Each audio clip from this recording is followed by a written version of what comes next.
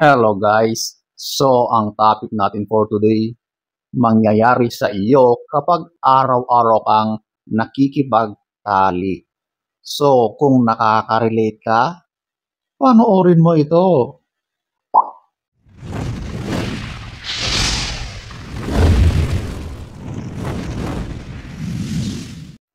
So, diretso na tayo. Number 7, ito yung nagiging malago. Ito yung kapag sagana, regular ka sa ganito, yung parte na yon ng katawan na ginagamit natin sa S, nagiging healthy yan, okay? Kumbaga, sa parte ng babae, hindi na yan nagiging tuyot, hindi yan natutuyuan. Sa parte naman ng lalaki, ay mas nagiging matikas, mas nagiging tigasin siya. O dahil regular siyang nagkakaroon ng action. Ika nga, may kasabihan na if you don't use it, you lose it. So, totoo yan. Kapag hindi mo nagagamit yan, ay siguradong kawalan sa'yo yan. Masisira, mawawala, matutuyot, malalanta. Ganon ang mangyayari sa punto na wala ka ng S. Okay? Kaya, ang mangyayari dyan, since sagana ka, ay magiging healthy yung mga parte na yan. Okay? Number 7. Number 6, ito yung improves cardiovascular health. So, sa mga tao na medyo may problema sa puso, sa circulation, ito na ang kasagutan. Okay? Alam nyo, itong S kasi na ito ay isang form of an exercise. May mga pag-aaral pa nga na ang isang regular na S ay considered daw na parang ilang kilometro na natakbo yun sa pagjajag, di ba? So asan ka pa? Dito ka na. Nag-i-enjoy ka na, pinagpapawisan ka na, tapos nagiging healthy ka pa. O, di ba? So, kung tinatamad kang tumakbo-takbo dyan sa labas, mag-gym, at kung ano-anong papawis, ay tawagin mo na si partner. Tawagin mo na si mahal at gawin nyo na ang dapat gawin. Di ba? Maging happy kayo, nagiging healthy pa kayo. So eto na yung kasagutan sa mga medyo may problema sa usaping cardio. Okay? So ayan po ang number 6.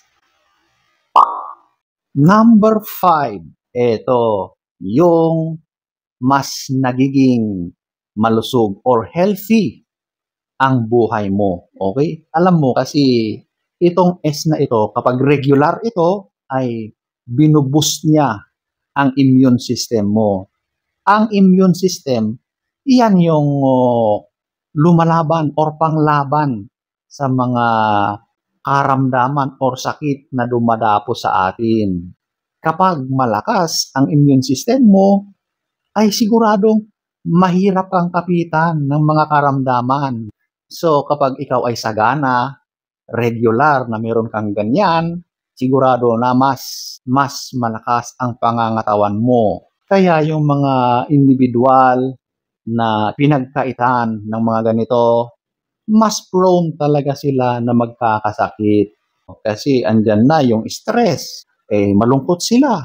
Ano ba ang idudulot ng stress at kalungkutan sa buhay? Di ba? Sakit. Kaya yung mga sakit ay madaling kumapit sa iyo. Kaya kung napapansin mo na parang naulanan ka lang, ay nilalagnat ka na, sinisipon ka na agad.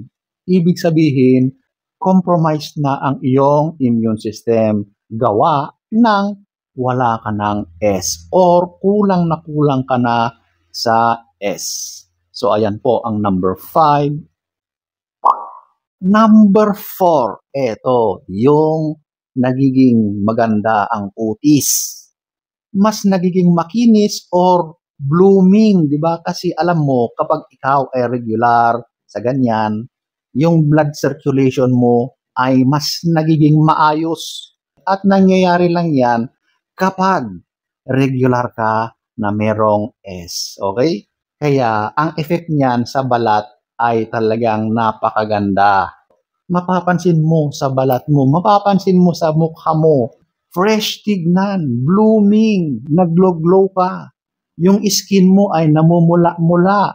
Ganon ang effect ng sagana sa dilig. Okay? Ito na ang kasagutan dyan. Para hindi na dry ang skin mo, maging sagana. Magkaroon ka ng love life, syempre, bago ka magkaroon ng ganyang activity muna. So, maghanap-hanap ng kapareha. Okay? But, be careful and be aware. Okay? Number 4. Number 3. Napapawi ang mga stress mo sa buhay. Ang S, tagapagtanggal. Nababawasan yung stress mo sa buhay mo. Okay? Kasi, ang action na yan, yung gawain na yan, naglalabas yan ng mga hormones na maganda sa iyong katawan. Yung oxytocin, yung dopamine, yung serotonin, lahat yan ay nagbibigay ng happy feelings. Halos lahat ng hormones na yan ay positive ang effect sa katawan mo. Kaya yung stress mo na yan, nawawala, napapawi. Okay? Kaya yung mga tao na mataas ang stress levels, sigurado na kulang din yan sa pagmamahal. At siyempre, kapag walang nagmamahal, kulang na rin sa dilig at kulang na rin sa S, di ba? Kaya mas madalas yung mga walang partners, walang love life, mas prone sila sa stress. Kaya ito ang sikreto para iwas stress, happy ka na, gumaganda at pumupogi ka pa. Ito na ang iyong kasagutan sa iyong suliranin sa stress. Number 3. Number 2. Ito, gumaganda at pumupogi ka. Totoo yan. Alam mo, since ang S na yan ay nagdudulot ng mga happy hormones sa iyong katawan, literal na kasama rin ang iyong aura, ang iyong mukha, ang overall na itsura mo. Nagmamanifest yan sa nakikita sa iyo physically. Talagang nag-glow, blooming. Ganon ang nakikita sa aura mo kapag ikaw ay sagana sa S. Araw-araw o regular na S. Okay? Kaya, di ba, kapag yung mga kulang or walang S or talagang matagal na hindi na nakakaranas ng ganito, mas madalas sila na malungkot.